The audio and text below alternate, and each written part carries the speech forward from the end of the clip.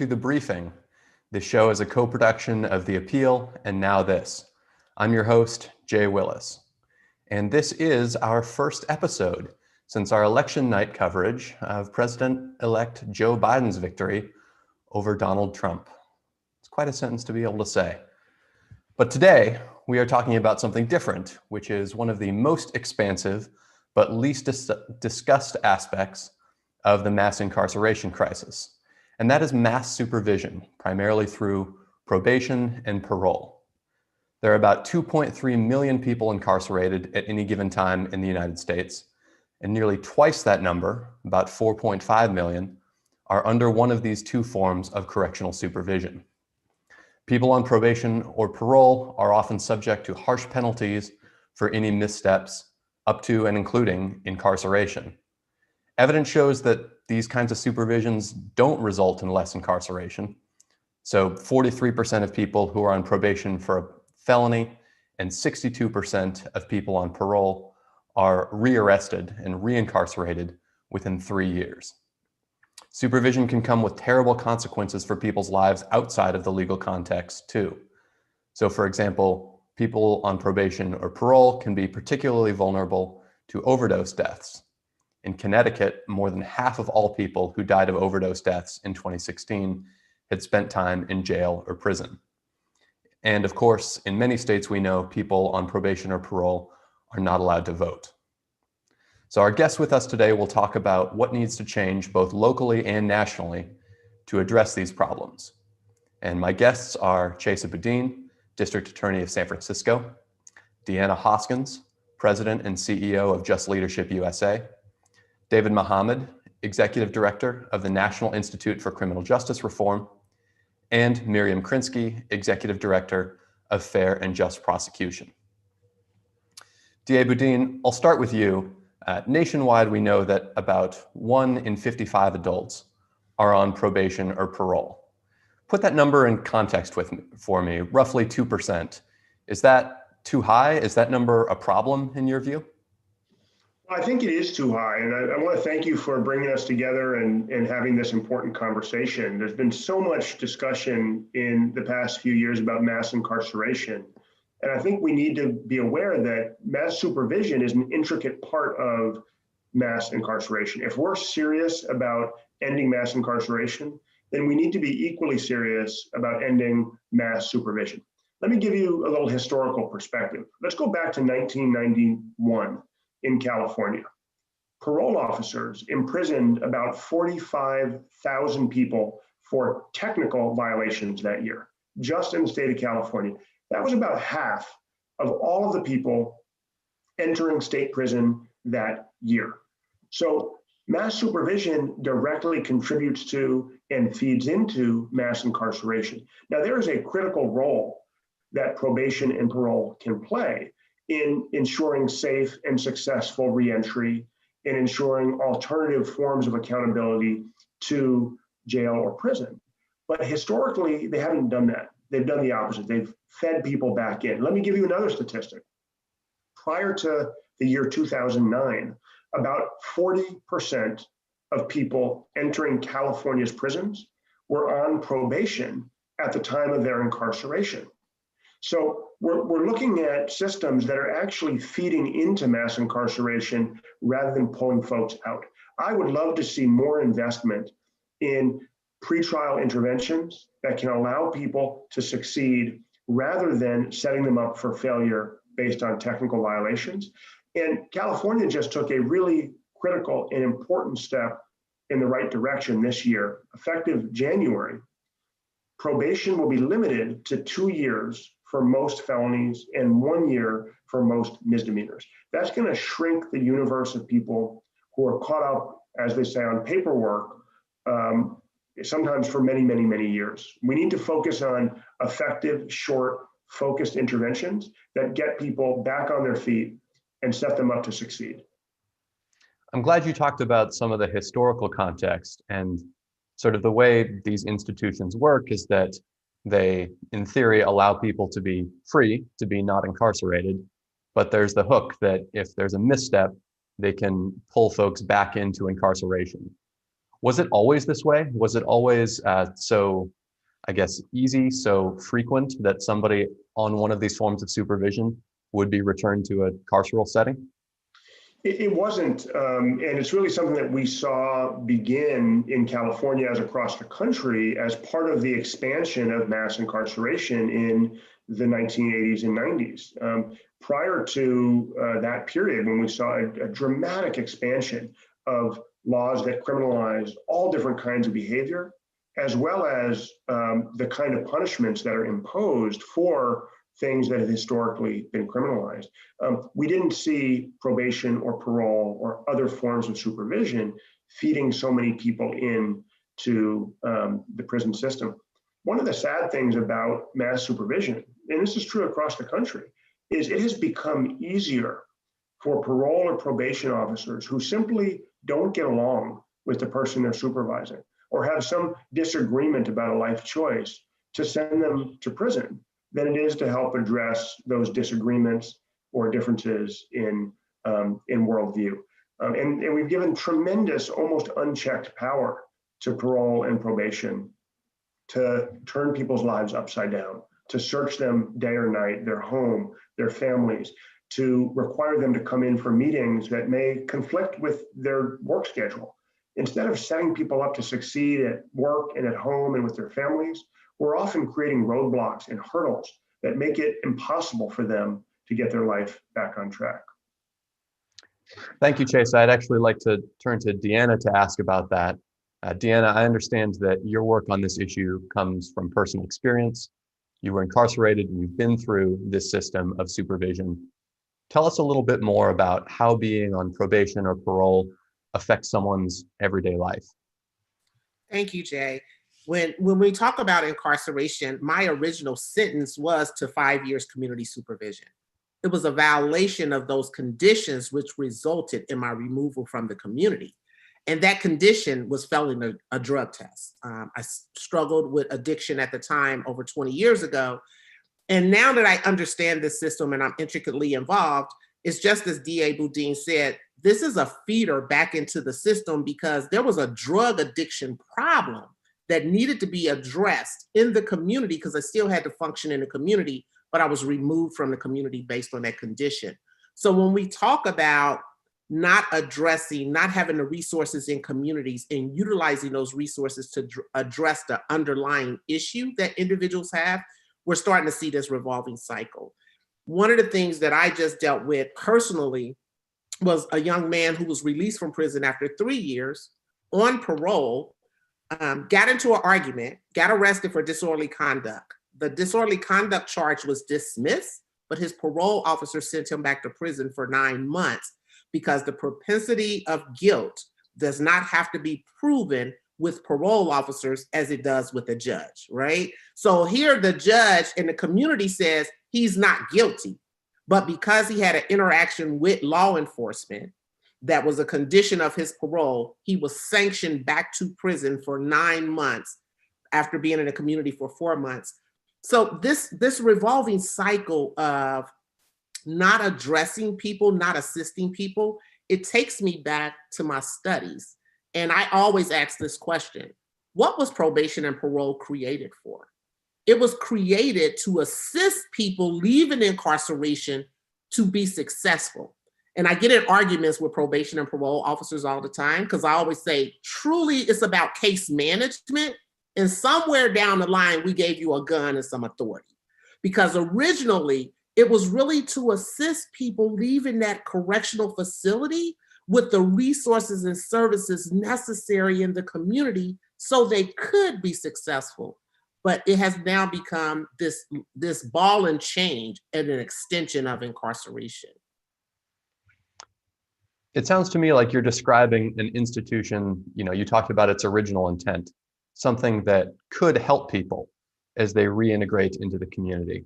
And as you talk about this, I'm wondering, who are the actors here? Who are the people, the institutions who are changing this from a well-intended institution to something that, as you described, is a revolving door that leads to more incarceration? Where did this go wrong? So I think it's jurisdictionally. So you'll see jurisdictions that have different conditions. In Wisconsin, their parole, if you violate it, you actually, if you're on 5 years parole and you violate a year 2, when you get sanctioned, you come back and start that 5 years over again. So you're always revolving. You can't open a bank account. Well, then you have states like Ohio that has already limited any type of community supervision to no more than 5 years, which is still too long. So what has happened is each jurisdiction, each state has their own authority of how probation or parole is going to look. But I always say, who was the sheriff? Who was the chief probation officer? Who were the judges that actually approved those new policies locally to be more law and order heavy than assistance and resourceful readiness on the back end? Thank you, Deanna. David, I'd like to turn to you briefly. You ran Alameda County's probation and parole system as its chief probation officer, and I'd love to hear about it sort of from that perspective. What for you, in your view, is good about the current system, and what about it is bad? What needs to be changed? Thank you, Jay. A few things. I think, the great comments by Jay Boudin and my good friend there in New York is that we have a system that is different than what it was initially intended for. So probation and parole started very different than what they've become. Probation was an alternative to jail, and parole was an early release to provide you also some support. Both have unfortunately become drivers of incarceration. But back in the 1800s, late 1800s, John Augustus, who was a shoe cobbler, went to court and asked the judge not to lock up somebody and let him work with them. The old saying, there's no good deed that goes unpunished. The judge kept calling John Augustus back into court and giving him new people. And that created probation. The first probation laws in this country in Massachusetts are called the John Augustus laws. And it was all about helping someone, giving them a trade, and preventing them from going into jail. That's not how we would describe probation today.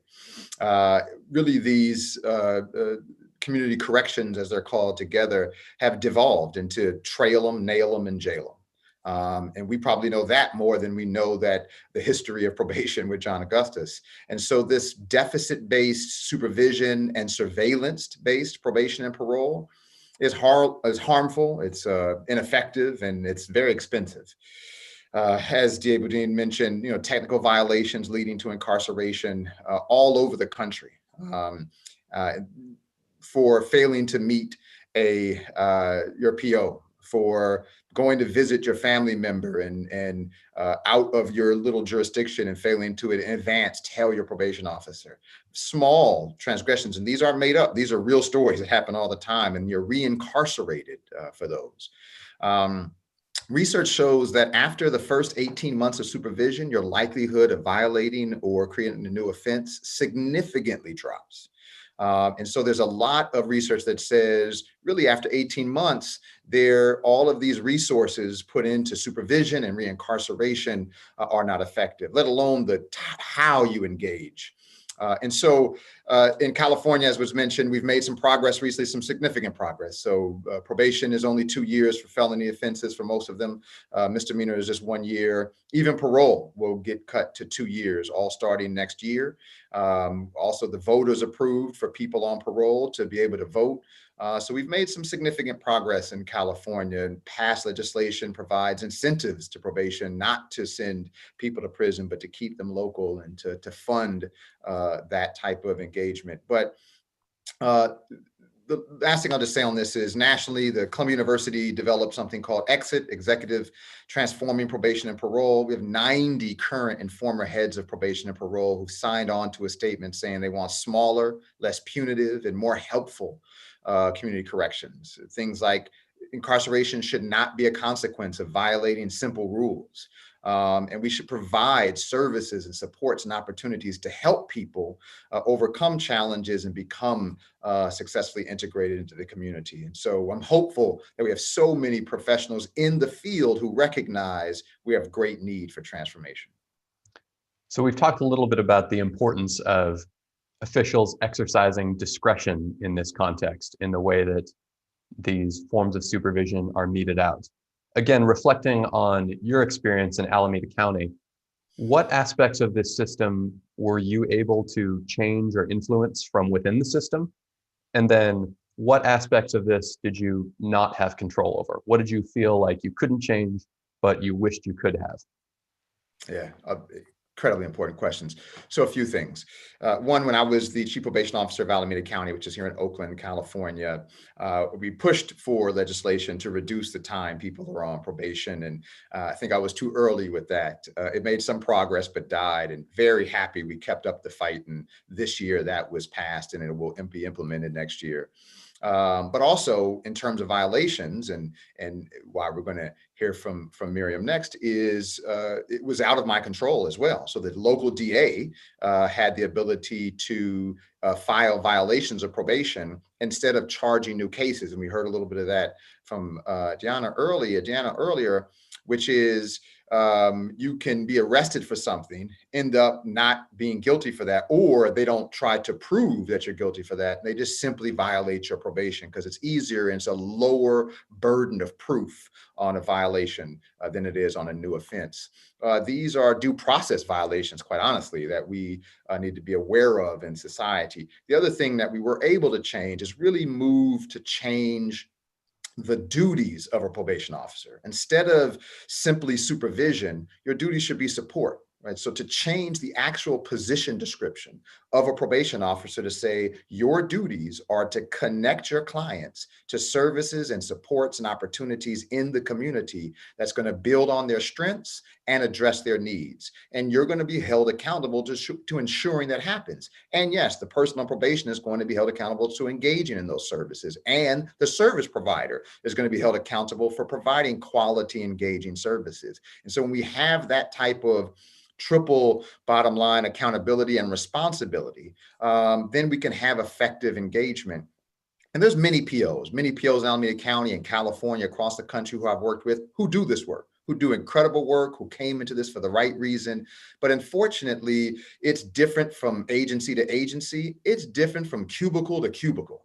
And so we need to standardize the work, that your work is to help provide support, provide connection to community services. We've done that in some areas. I've been able to do that in a number of places where I've worked, but we need to make this the standard across the country. Thank you, David. Yeah, Miriam, I'd like to turn to you last, but certainly not least here. We've talked a little bit about the importance of jurisdictions and differences across those as a major challenge to instituting anything that might resemble comprehensive criminal justice reform. I know that you work a lot with sort of reform-minded prosecutors. What are the main agenda items that you're pushing in this mass supervision space? What are sort of your best practices or your goals that people in your organization are working towards? Thanks, Jay, and thank you for putting a spotlight on this issue, which really has flown under the radar for far too long. I think, as you asked earlier, it's important to focus on who the key actors are. And David talked about probation and parole officers as significant actors. But as your question, as Deanna's comments make clear, prosecutors are also key actors. In many ways, they've created a big part of the problem. And so it's incumbent upon them to also drive the solution, to be part of fixing the problem that decades have been able to put in place.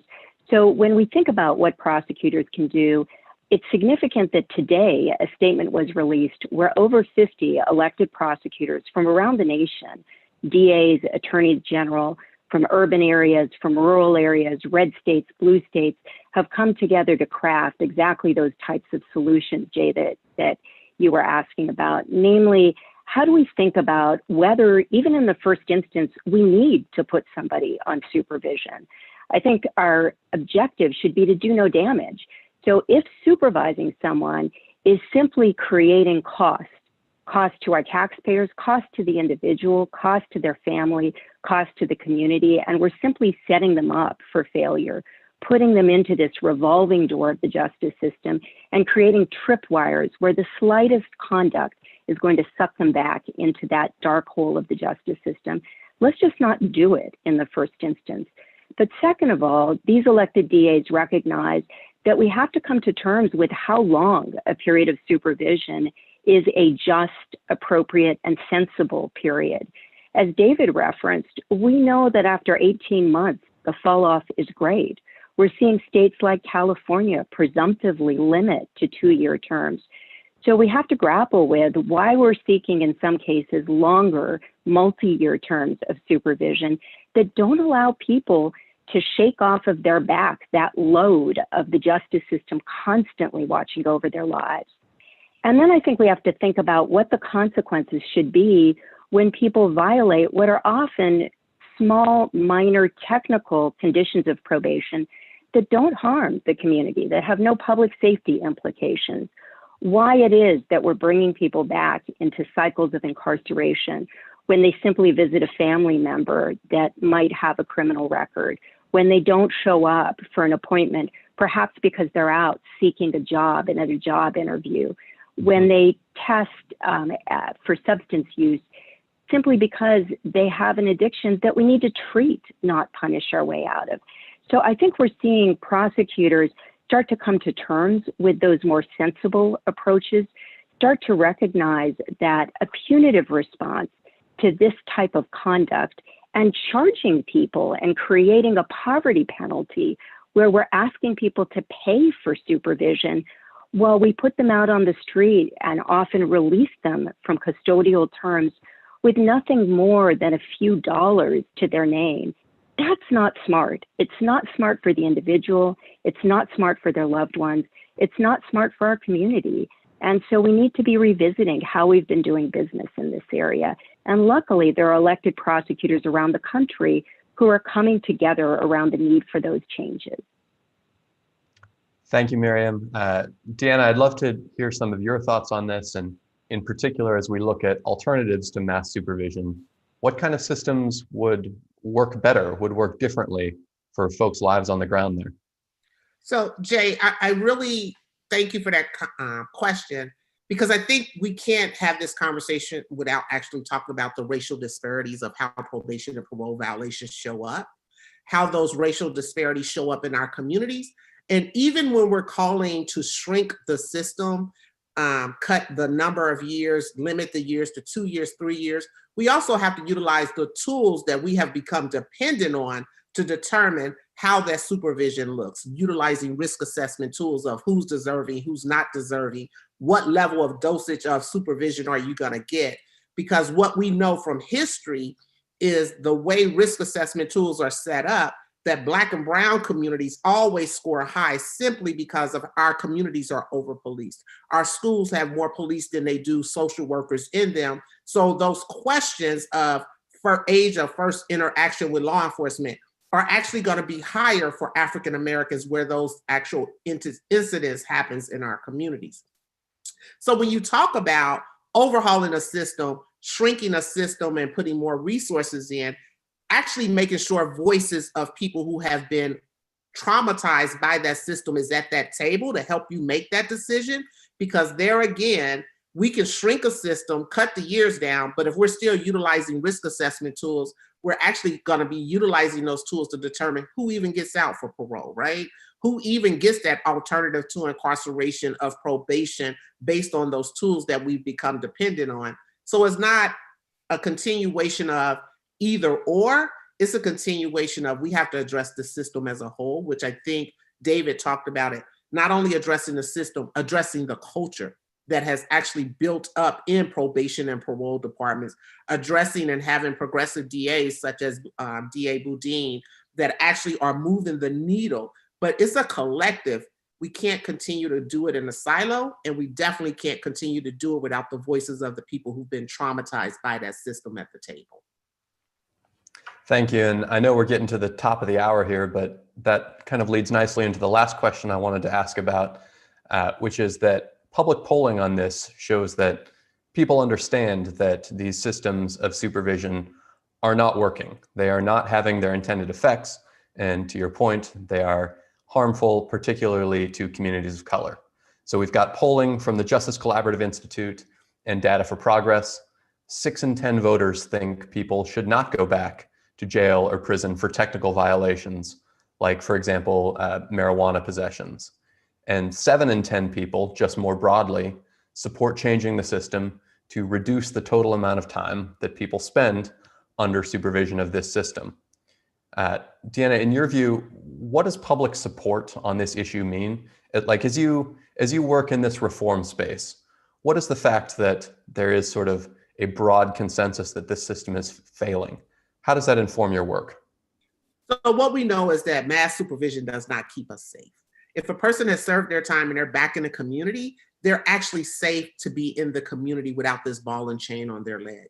So when you talk about community support, that's the cost factors. Taxpayers are paying for that. Taxpayers are paying to have how many probation and parole officers we need. Taxpayers are paying when people go back to jail for technical violations. And let's be honest, and I would love to hear DA Boudin's and David's response to this. When you look at conditions of parole or probation, those technical violations, those are quality of life issues. Those are issues around substance abuse. I didn't meet with my PO. I'm not good at time management. You know, you're violating me for marijuana, possibly because it's still illegal. But here we got people getting rich off of marijuana where we are still being violated for those things. So how do we address those quality of life issues that the community overwhelmingly supports, that these resources can be poured back into our community to build support so we can have thriving communities that actually start to even reduce the reliance on incarceration as a whole?